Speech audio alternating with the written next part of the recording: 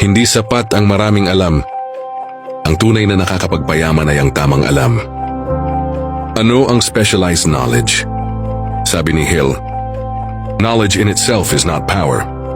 It only becomes power when organized into definite plans of action. Madalas kasi akala ng iba, basta matalino ako, yayaman ako. Pero mali yon. Hindi raw power ang knowledge kung hindi mo ito ginagamit sa tamang paraan.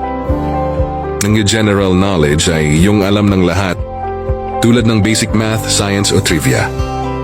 Pero ang specialized knowledge ay yung eksaktong skill o expertise na tumutulong para maabot mo ang goal mo. Halimbawa, kung gusto mong yumaman sa real estate, dapat specialized ka sa property laws, buying and selling at market value. Kung gusto mong maging content creator, dapat alam mo yung storytelling, editing, at social media strategy. Yun ang specialized knowledge. Nakatuon sa isang direksyon na may resulta. Quotable lesson, hindi mo kailangang alam ang lahat, kailangan mo lang alam ang tama. Bakit mahalaga ang specialized knowledge?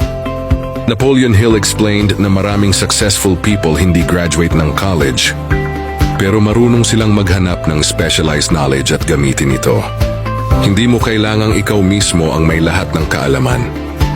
Pwede kang bumuo ng team ng mga taong may alam sa iba't ibang larangan. Kaya sabi ni Hill, ang tunay na katalinuhan ay ang kakayahang hanapin at gamitin ang tamang kaalaman.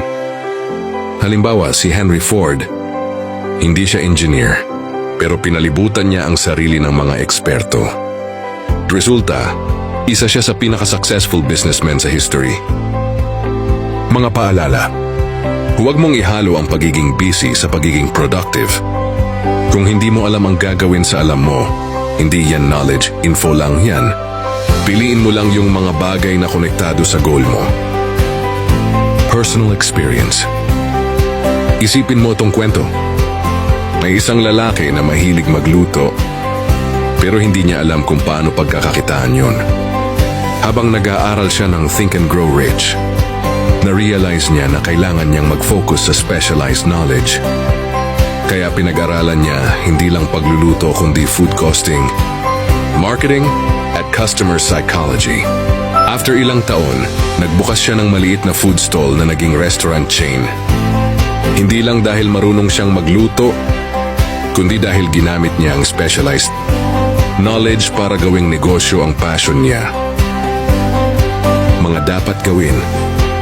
Tukuyin mo kung anong area ka gustong maging expert. Mag-invest sa pag-aaral, online courses, mentors, seminars. I-apply agad ang natutunan mo kasi walang silbi ang knowledge kung walang action. Surround yourself with experts na mas marunong pa sa'yo. Ang specialized knowledge ang nagpapalit ng ordinaryong idea sa profitable opportunity. Hindi mo kailangang maging pinakamatalino. Kailangan mo lang malaman kung ano ang dapat matutunan at paano ito gamitin. Memorable quote: an educated person is not the one who has an abundance of general or specialized knowledge, but the one who can use whatever knowledge they have effectively. Napoleon Hill. Kung gusto mong matutunan kung paano gamitin ang kaalaman para gawing kita, like mo tong video, i-subscribe at abangan mo ang susunod nating episode. Ang imagination, ang fifth principle ng Think and Grow Rich.